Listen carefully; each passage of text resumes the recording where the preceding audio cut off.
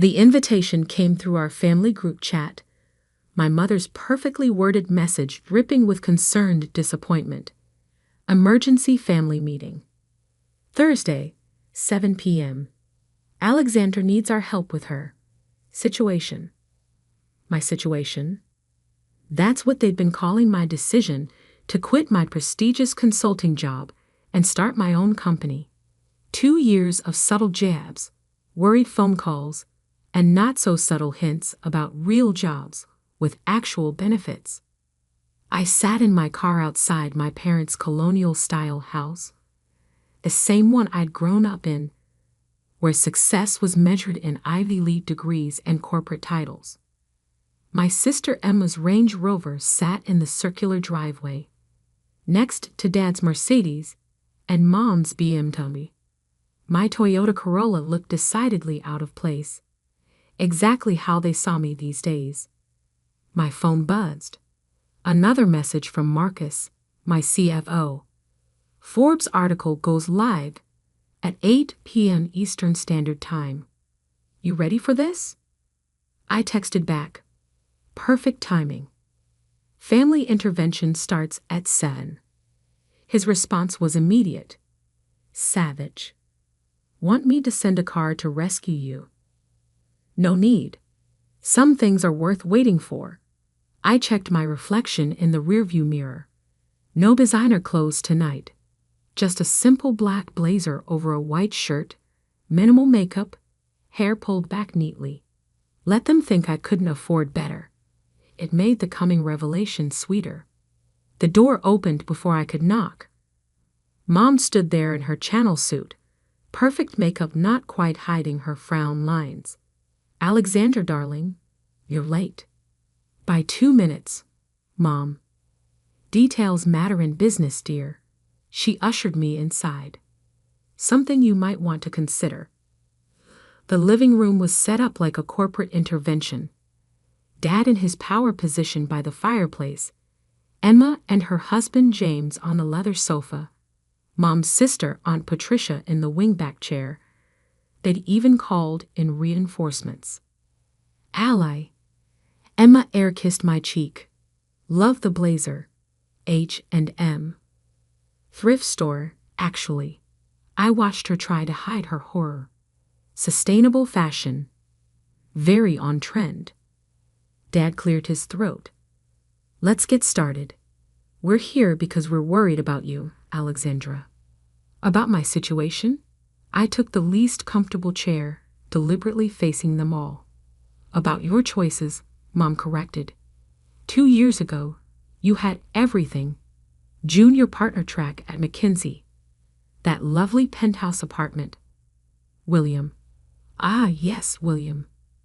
The investment banker they'd practically planned my wedding to, before I called it off to start my company. And now, Dad gestured vaguely, living in that tiny apartment, driving that old car, working on some, what do you call it? Tech startup, James supplied helpfully. Though startup implies growth potential.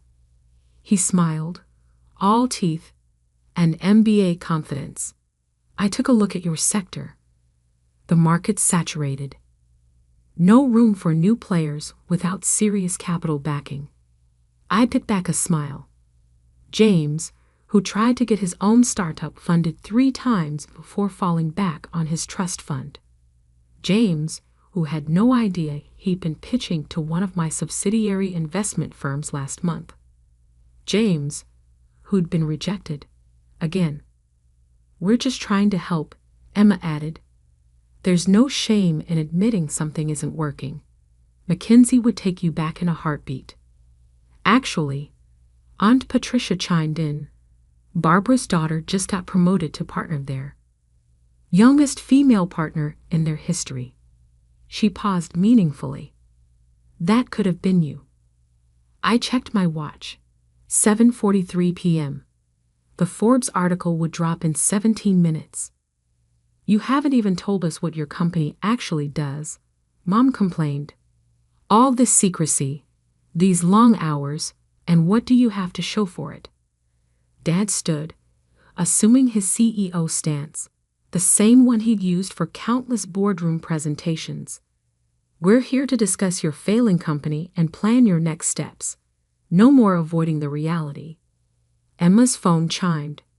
She glanced at it, then did a double take. Her perfectly maintained composure cracked. "Oh my God," she whispered, then louder. "Why is your face on Forbes' 30 under 30 list?" The room froze. Mom's wine glass stopped halfway to her lips. James grabbed Emma's phone. "That's impossible," he scrolled frantically. "This can't be." Alexandra Bennett, 28, founder and CEO of Neurotech Solutions. Valued at, "This has to be a mistake." $2 billion, I supplied calmly. "That's the current valuation after our last funding round. Though that number's a bit outdated now." Dad sank back into his chair. $2 billion? Would you like to know what my company does now? I pulled out my tablet, opening our investor presentation. Neurotech Solutions develops AI-driven adaptive learning systems. We're revolutionizing how machines process and respond to complex data. That tiny apartment I live in, it's actually the smallest unit in a building I own. That old Toyota. I bought it because it's practical and reliable, like all good investments should be. Mom's wine glass trembled. But you never said anything. You never asked. You were too busy lamenting my failure to notice my success. I stood up, straightening my thrift store blazer. Our technology is being implemented by major tech companies worldwide. That's why I've been working such long hours. That's why I've been secretive. And that's why, in about 2 minutes, Forbes is running a feature article about how a 28-year-old woman built a multi-billion-dollar tech empire while her family thought she was failing. Emma's phone kept buzzing, notifications pouring in as the article went live. James looked like he'd swallowed something sour. Aunt Patricia was already dialing, probably calling Barbara about her suddenly less impressive daughter. $2 billion, Dad repeated, shell-shocked. Actually, I checked my phone as Marcus's message came through. Make that $3 billion. We just closed another acquisition. I'd tell you more, but I have a video interview with CNBC in an hour. They're doing a special on disruptive tech leaders. The silence was deafening. Then Mom spoke, her voice small. But why didn't you tell us? I looked around the room at their shocked faces, their shattered assumptions, their crumbling certainty about who I was and what I could achieve. Because sometimes, I said, gathering my things, the best way to succeed is to let people underestimate you. It's amazing how much you can accomplish when no one's watching. My phone buzzed again. That's my car. Unlike my Toyota, this one's actually expensive. Comes with the whole Forbes photo shoot thing. I headed for the door, then turned back. Oh, and Emma? That startup James pitched last month. The one rejected by Bennett Ventures. That's my investment firm. Better luck next time. I left them there, surrounded by their luxury brands and conventional success, while outside, a sleek black car waited to take me to my next interview. Sometimes the best revenge isn't proving people wrong. It's letting them realize that they never really knew you at all. And I was just getting started. The CNBC interview was just the beginning. By midnight, my phone had exploded with messages. Old classmates suddenly remembering our close friendship. Distant relatives claiming they always believed in me. And most tellingly, a series of increasingly desperate texts from my family. Mom, Alexandra, please call us. We need to talk. Emma? OMG, Ally. Why didn't you tell me? I'm your sister. James, about that pitch. Perhaps we could discuss over lunch. Dad, I don't understand. You had all this success and kept it secret. From your own family? I ignored them all, focusing instead on the message from Marcus. Stocks up 12% after the Forbes piece. Tokyo markets opening strong. Ready for tomorrow's board meeting? The next morning, I walked into Neuratech's headquarters, a sleek glass tower in the heart of downtown, my name discreetly etched on the cornerstone. The security guard nodded respectfully. Good morning, Ms. Bennett. My executive assistant, Maya, met me at the elevator. Your family's been calling the office since 6 a.m.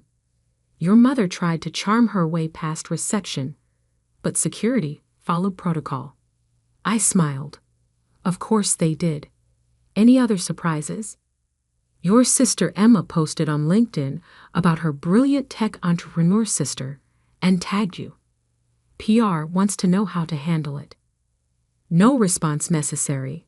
Let her chase the connection. My office occupied the top floor, but I designed it to be invisible from the street. Privacy glass, minimal signage. The space inside was modern but understated.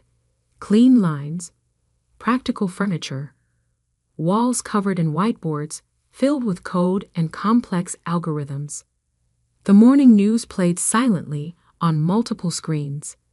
Tech wonderkind Alexandra Bennett disrupts AI market.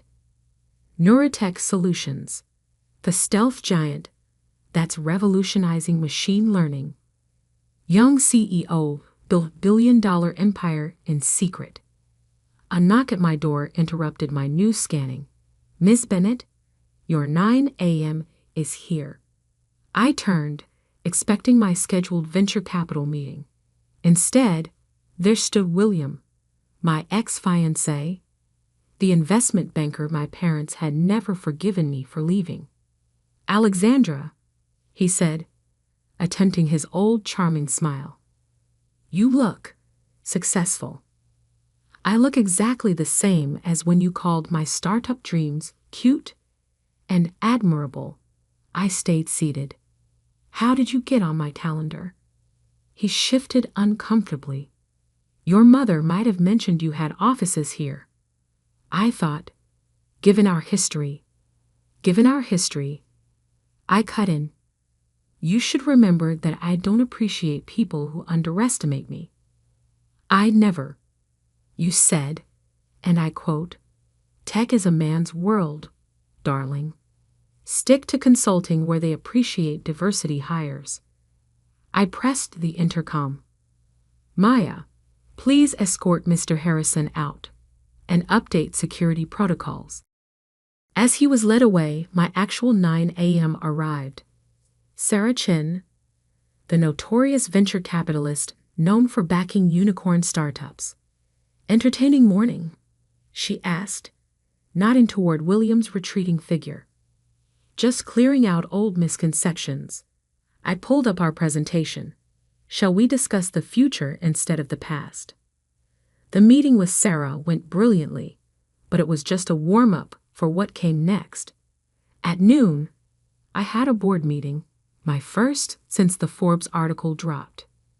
The boardroom was full when I entered.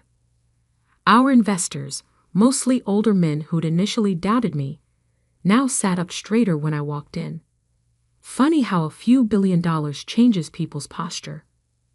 Before we begin, I said, taking my seat at the head of the table, let's address the elephant in the room.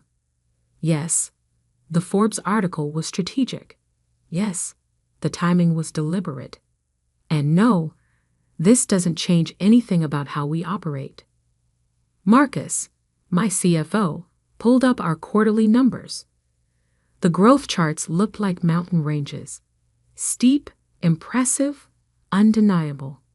As you can see, I continued, our decision to operate in stealth mode while building our technology base has paid off.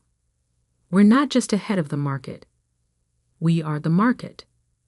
One of our early investors, A man who'd once suggested I bring in a more experienced CEO cleared his throat. The numbers are impressive, but the publicity changes things. Your family. My family is irrelevant to this company's operations. I pulled up another slide. What is relevant is our next move. Project Nexus. The room fell silent as I outlined our new AI architecture, technology that would make our current success look like a warm-up. Halfway through my presentation, Maya slipped me a note. Your sister's in the lobby. Says she's not leaving until you talk to her. I kept presenting, but sent a quick message to security. 5 minutes later, Emma was escorted to our smallest conference room, the one with the uncomfortable chairs. After the board meeting, I took my time reviewing contracts before finally heading down to meet her. She'd been waiting 2 hours, her perfect blowout slightly wilted, her Prada bag clutched like a shield. Really, Ally? She burst out as I entered. You couldn't have security tell them who I am. Your own sister. They know exactly who you are. I sat down. That's why they followed protocol. She deflated slightly. Mom's crying, you know. Dad hasn't gone to work. They feel betrayed. Betrayed? I raised an eyebrow. By what? My success? My independence? Or the fact that they can't take credit for it? It's not like that. We're family. We should have been part of this. Like you made me part of your life? All those family dinners where you and James talked about your achievements. Those charity galas where Mom introduced you as my successful daughter and me as Alexandra. She's finding herself. Emma flinched. That's not fair. We didn't know. Because you never asked. You were too busy feeling superior to actually see what I was building. And now, she gestured around. Now that we know, can't we start over? James would love to collaborate. Ah, yes, James. I pulled out my tablet, opening his pitch history.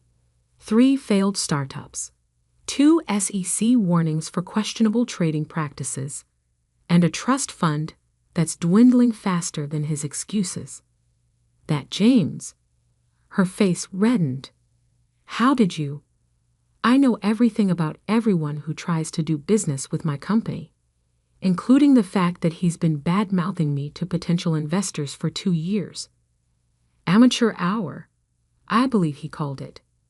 Emma's designer bag slipped from her fingers. He wouldn't. The recordings are quite clear. I stood up. Now, if you'll excuse me, I have a company to run. Wait, she grabbed my arm. What do you want? An apology? Fine, I'm sorry. We're all sorry. Just don't shut us out. I looked at her perfectly manicured hand on my blazer sleeve, the same blazer she'd mocked last night. I don't want anything from you, Emma. That's the point. I built all of this without you, without our parents, without anyone's approval or support. And that's exactly how I'll continue. But what about family? Family? I smiled sadly. Family would have believed in me even without the billions. Family would have asked about my dreams instead of dismissing them. Family would have seen me for who I am, not who they wanted me to be. Her hand fell away. And now, I checked my phone as another alert came in. Now I have a meeting with the governor about making our city the next major tech hub. Feel free to tell Mom and Dad. I'm sure they'll suddenly be very interested in my situation. As I walked out, leaving Emma in that small conference room, Maya fell into step beside me. Your parents are holding another family meeting tonight, she said, checking her tablet. Your aunt's already called 3 reporters trying to claim she mentored you. I smiled. Let them meet. Let them talk. Success is the best revenge, but silence Silence is the best response. The elevator doors opened to reveal Sarah Chen waiting with a group of international investors. "Ready to change the world?" she asked. I straightened my discount blazer, now knowing it would be featured in tomorrow's business pages as tech's new power look. "Always," I replied. "After all, the best innovations come from people everyone else overlooked." Behind me, I could hear Emma's expensive heels clicking toward the exit, the sound echoing like all their years of judgment and dismissal. But I wasn't that overlooked little sister anymore. I was the future.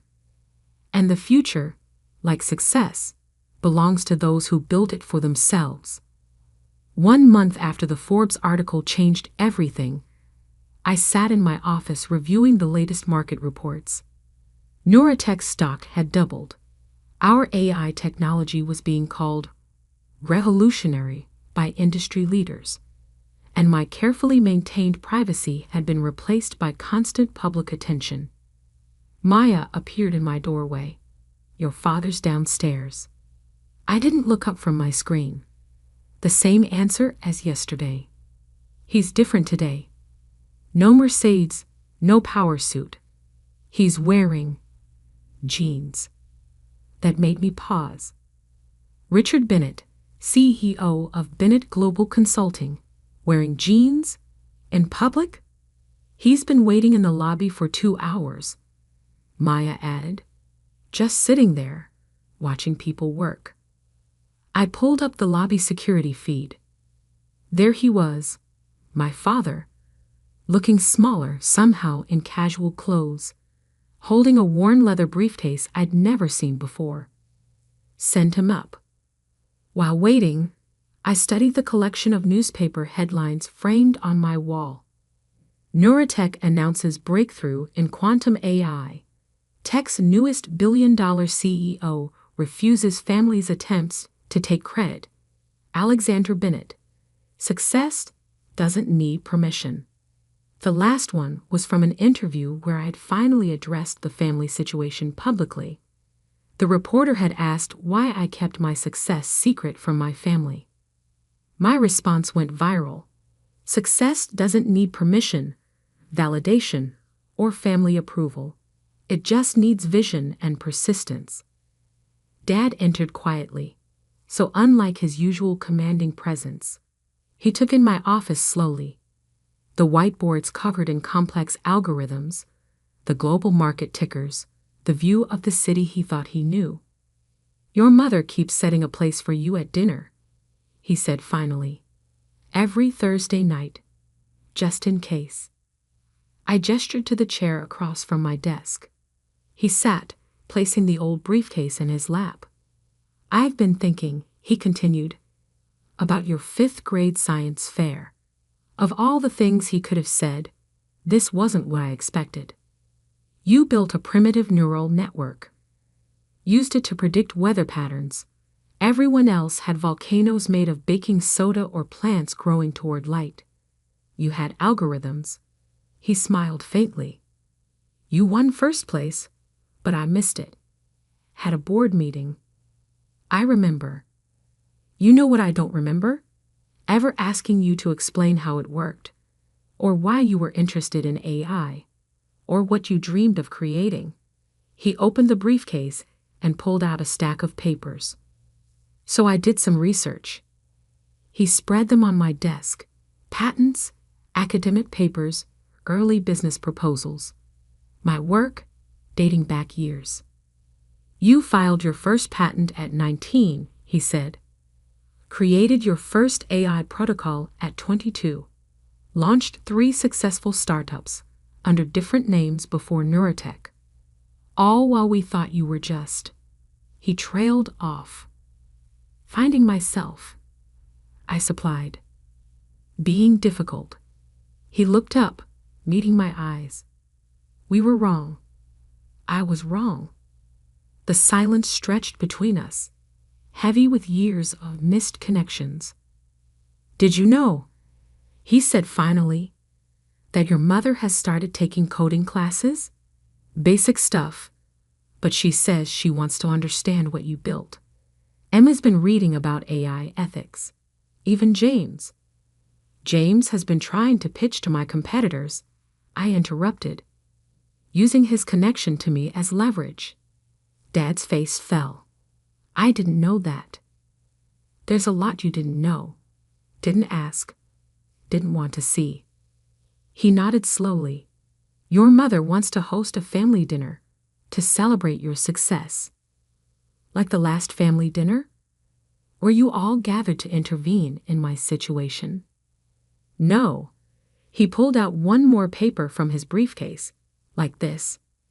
It was an old photograph. Me at that 5th grade science fair, standing proudly next to my neural network display. Small, serious, and absolutely certain about my path. When did we stop seeing you? He asked quietly. When did we replace pride with judgment?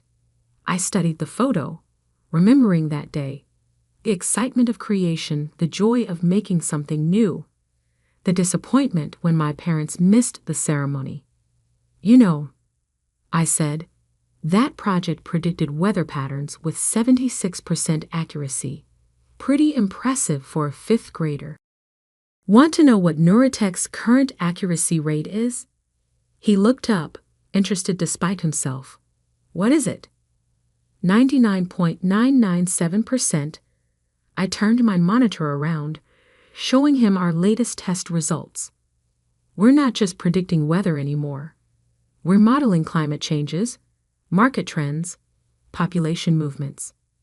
We're helping governments prepare for natural disasters before they happen.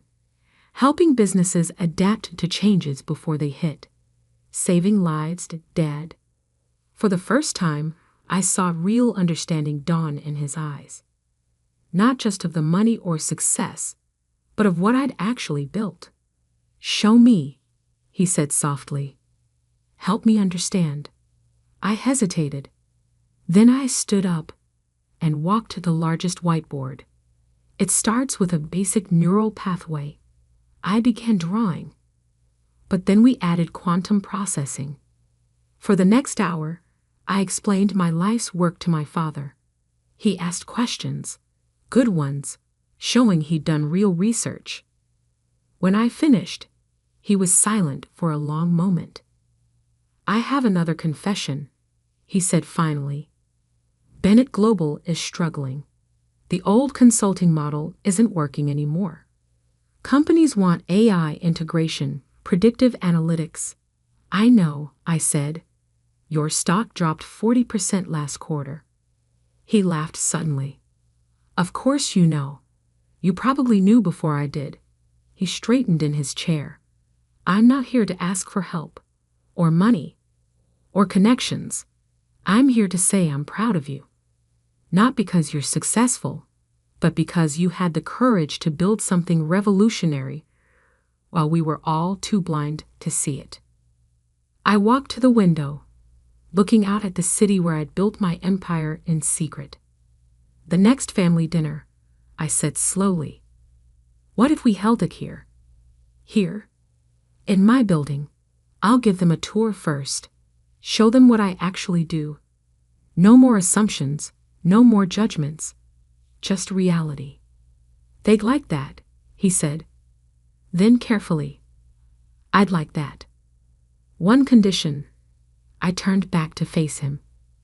Everyone comes on their own merits. No plus ones. James isn't welcome. He nodded. Understood. Emma's? Figuring that out anyway. His latest investment scheme cost them heavily. I know. I bought their debt last week. Through a subsidiary. His eyebrows rose.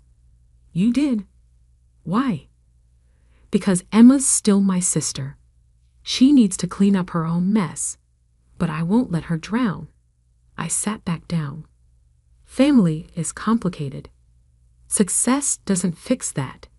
It just gives you the power to set better boundaries. Dad stood, gathering his briefcase. Thursday at 7? Thursday at 7. Tell Mom to wear comfortable shoes. It's a big building. At the door, he paused. That article quote, about success not needing permission. I'm framing it from my office to remind me what real leadership looks like. After he left, Maya brought in my afternoon schedule and a fresh coffee. Your mother's already called 3 times about Thursday, she said.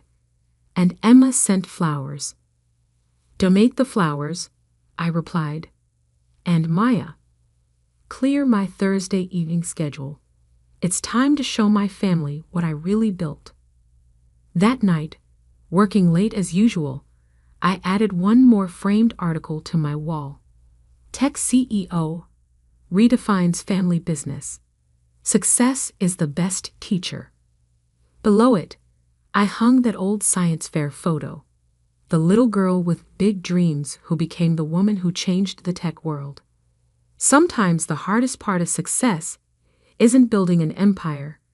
It's teaching others to see you for who you've become, not who they assumed you'd be.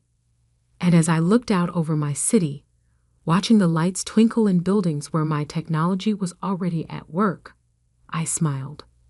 Thursday would be interesting. But this time, I wouldn't be the one proving anything. I'd already done that. Now it was their turn to learn.